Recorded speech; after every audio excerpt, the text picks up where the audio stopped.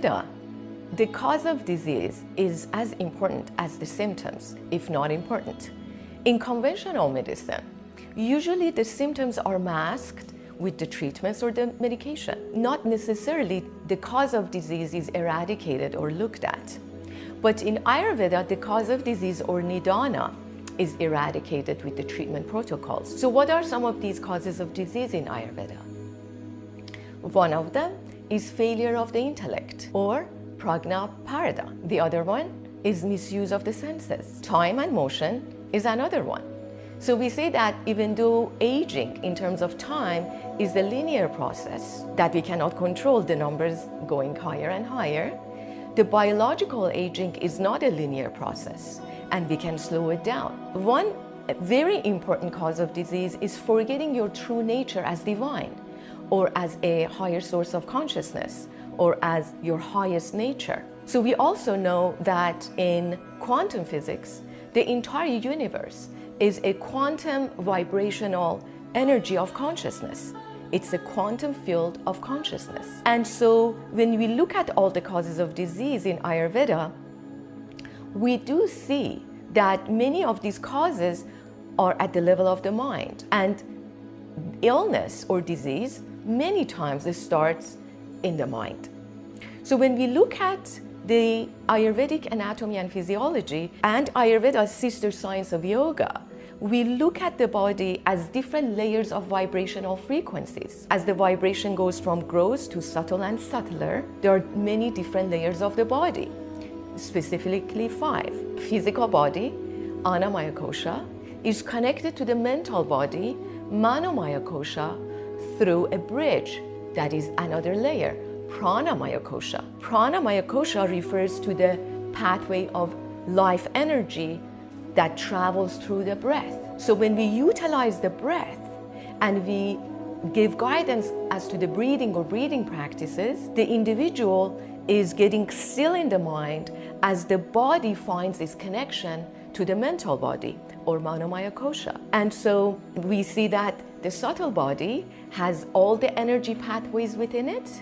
Ida and Pingala are 2 main energy channels that travel and traverse through every chakra. And when you focus on your breath and when you do these pranayama or breathing practices through the breath traveling through Ida and Pingala and moving through every chakra, the pathways of energy are cleared, are cleansed, and so the union between the body and the mind is accomplished.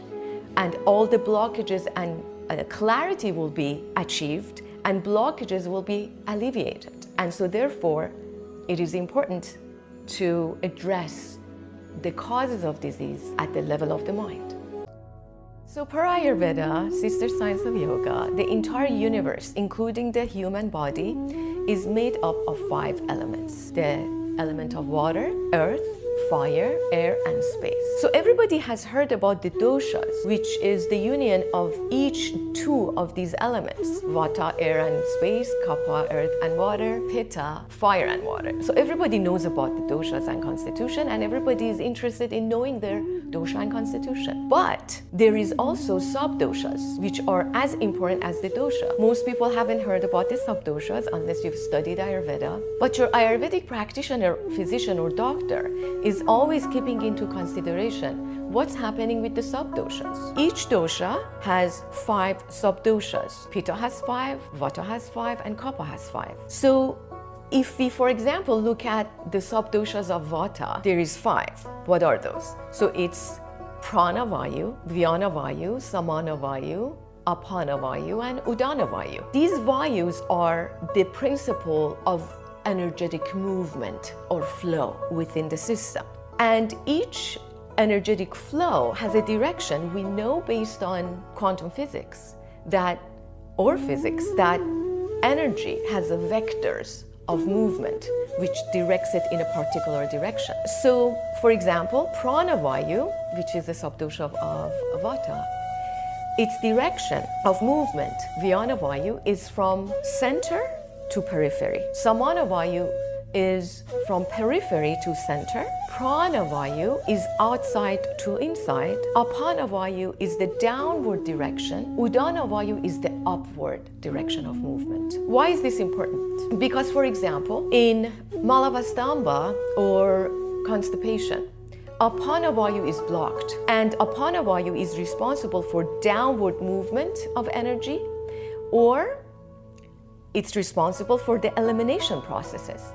So someone who has irregular bowel movement or constipation, their Apanavayu, downward energy is blocked. When the downward energy is blocked, the opposing Vayu, which is upward movement of energy, Udanavayu, is aggravated and vitiated. In this case, a lot of people with constipation may also experience headache, because what energetic flow that was naturally supposed to be downward is now moving up. And we know that even if you just look at the physiology based on Western medicine, when you don't eliminate, you could have toxicities moving back into circulation.